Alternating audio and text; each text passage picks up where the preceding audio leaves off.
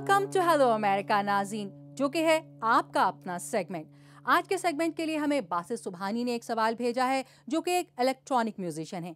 ये सवाल क्या है, खुद ही देखिए और जानिए।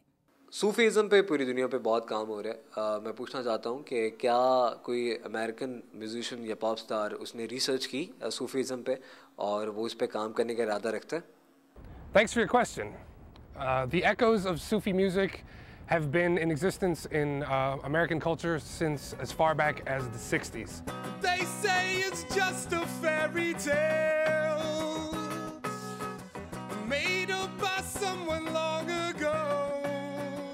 ये है न्यूयॉर्क में पैदा होने वाले उभरते हुए मौसीकार और गुलकार उमर वकार, जिनके फ़न गुलकारी का मरकज़ और महवर है सूफियाना रिवायत और फ़लसफ़ा। उमर बासित के सवाल के जवाब में मज़ीद क्या कह रहे हैं, आइए देखिए।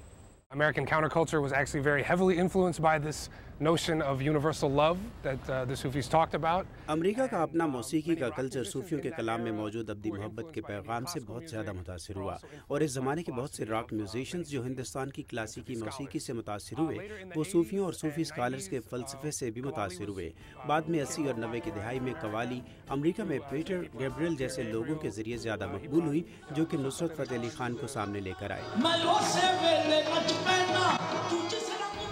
He did a bunch of movies like Passion of the Christ, and he was featured in a lot of soundtracks. उन्होंने कुछ मूवीज़ के लिए मौसीकी दी, जैसे passion of Christ.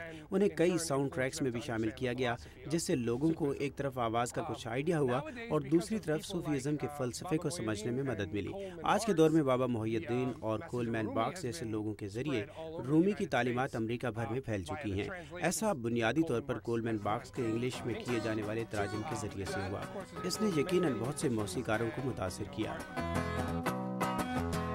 Go who will protect me from the evil eye. As far as electronic music is concerned, Sufism. जहाँ तक electronic music का ताल्लुक है, तो सूफीज़म और इलेक्ट्रॉनिक म्यूजिक के दरमियान एक अरसे से ख्यालात का तबादला होता रहा है।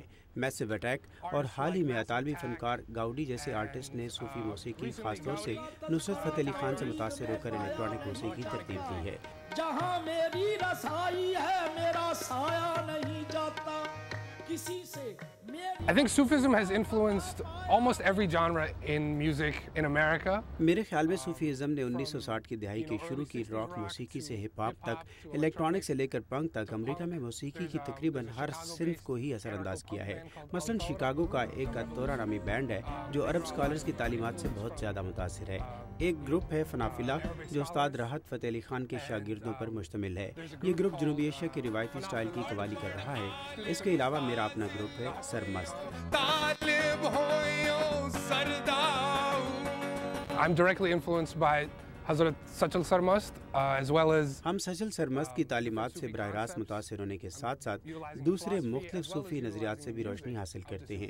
हम सूफीज़म की फ़िलासफ़ी के साथ साथ उसकी मौसीकी और सूफियों की ज़ुबान को भी इस्तेमाल कर रहे हैं। हम इंग्लिश ज़बान में कवाली करने के ख्याल पर गौर कर रहे हैं, जिसमें फ़िल्मी कवाली स्टाइल में इंग्लिश ज़बान की सियासी शायरी शामिल की जाएगी। हम अंग्रेज़ी में गज़लें तरतीब देने का काम भी कर रहे हैं।